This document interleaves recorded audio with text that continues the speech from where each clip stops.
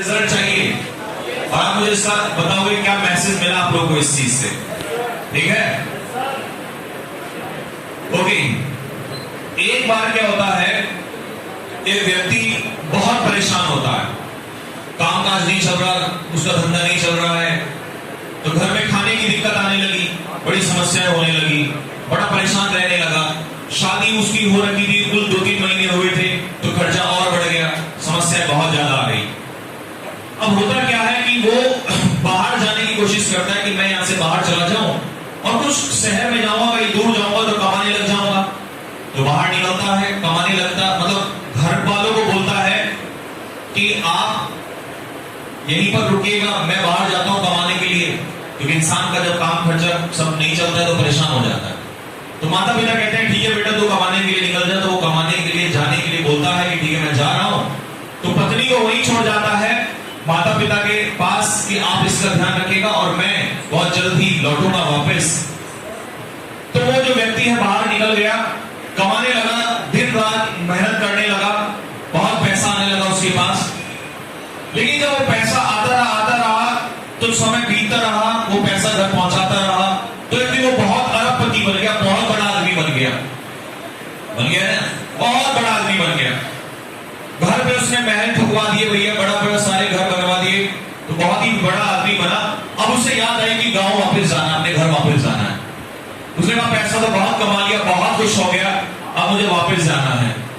ठीक है सर, वापस चल दिया वो। जब वो रास्ते में जा रहा था तो उससे एक व्यक्ति मिला। उस व्यक्ति ने बोला कि भाई बड़ा निराश था वो व्यक्ति। उस आदमी ने पूछा तुम निराश क्यों हो? उसने कहा मैं इस गांव में गया था और मैंने ऐसे बहुत सारे गांव में घुमा हूं, मैंने कहा कि मैं ज्ञान बेचना चाहता हूं। क्या बेचना चाहता हूं?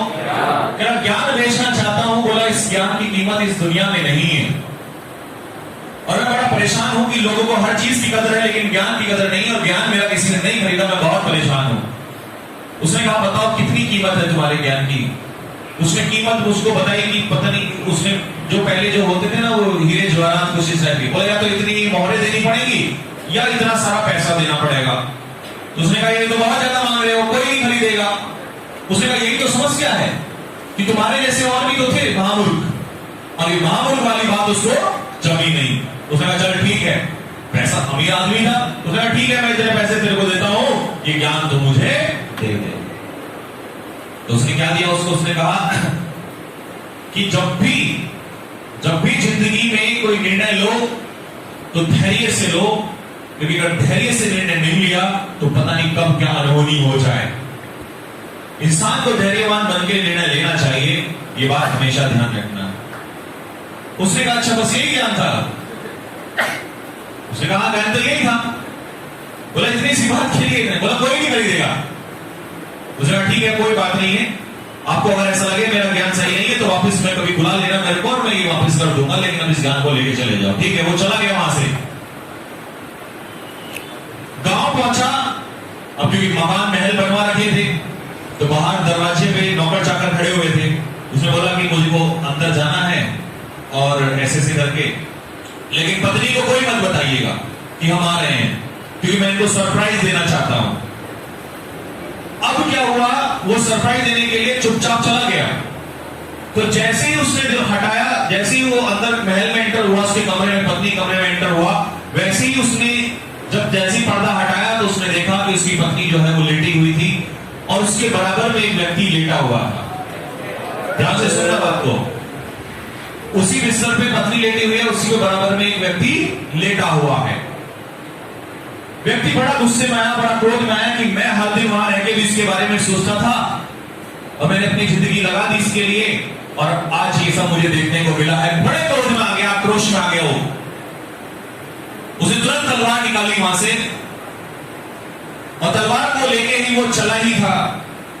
जैसे वो तलवार को लेके चला था, अचानक से एकदम से गड़गड़ाहट की आवाज आई, बिजली जैसे भिड़कती है ना, एकदम से गड़गड़ाहट की आवाज आई तो सामने से पत्नी जो है वो उठ जाती है। पत्नी उठती है, बड़ी खुश होती है उसको देख के। पत्नी खुश हो रही है, वो एकदम से गुस्से में भरा हुआ है कि ये कितनी इसको शर्म नहीं है और ये मुझे भी देख के खुश हो रही है। तो तलवार उसके हाथ में है, वो देखती है तलवार हाथ में क्यों, उसको समझ नहीं आता पत्नी को भी, लेकिन वो अचानक से क्या मुझसे सोचती कि तलवार शायद हमारे लिए लाए होंगे। क्यों ऐसा क्यों सोचा?